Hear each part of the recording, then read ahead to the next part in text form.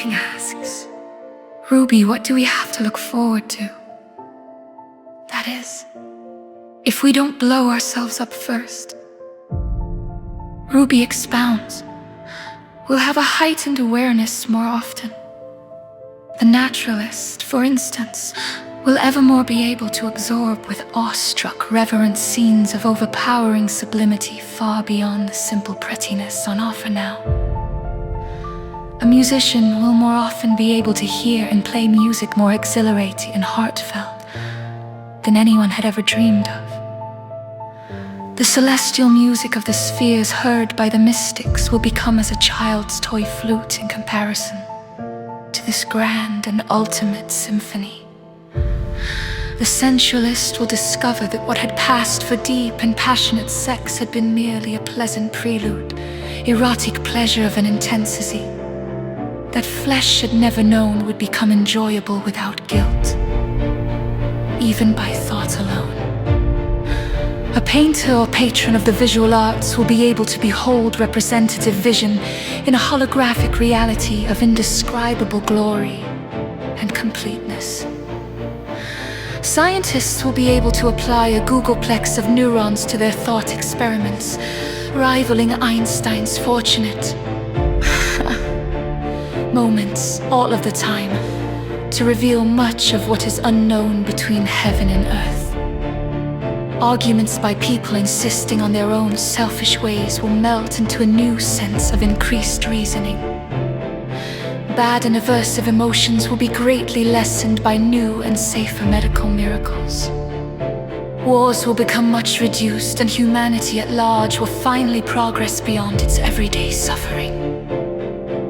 Oh, dryads. People will actually remember their car keys and glasses that had often and usually piled up at the vanishing point of the lost and found, which is at the end of the converging railroad tracks.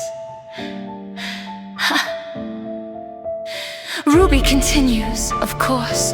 Throughout the ages there have always been those rare and mystical moments, as described above, for some of the enlightened and peaceful souls or those in love.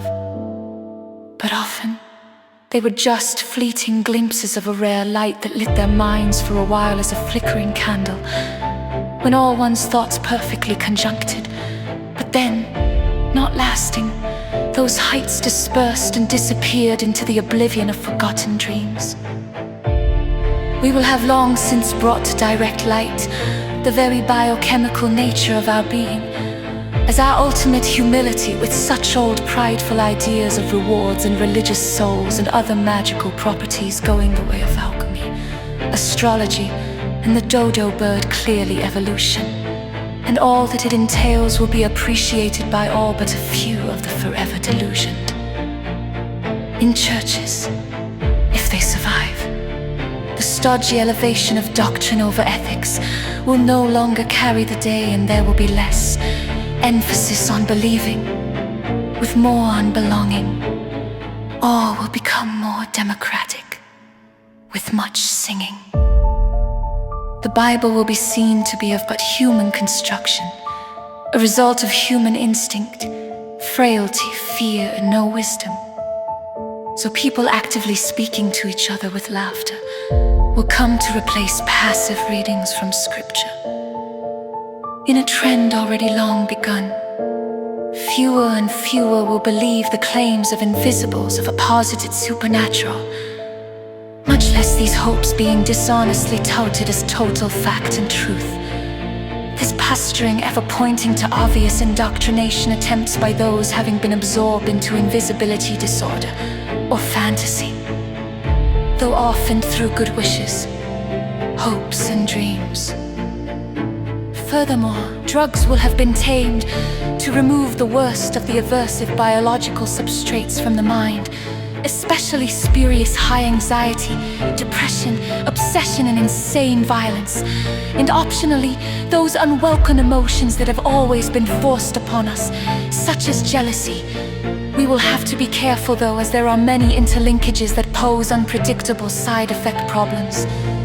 Best not to fool around with Mother Nature too much. There will be cures for cancer, leukemia, and almost every other genetic disease. Humans will have a lifespan of who knows how long before it would remain to be seen. And if work on the aging preventative drugs comes to fruition, perhaps one will be able to live forever. For there would be drugs that lengthen the junk DNA telomeres that protect the ends of the DNA strands that were formerly partly torn away during cell division. These protectors eventually going away entirely, like those things at the end of shoelaces, bringing on death from damaged DNA. As such, we will have fulfilled our long-sought wish to live forever, no longer fearing the death that never will come.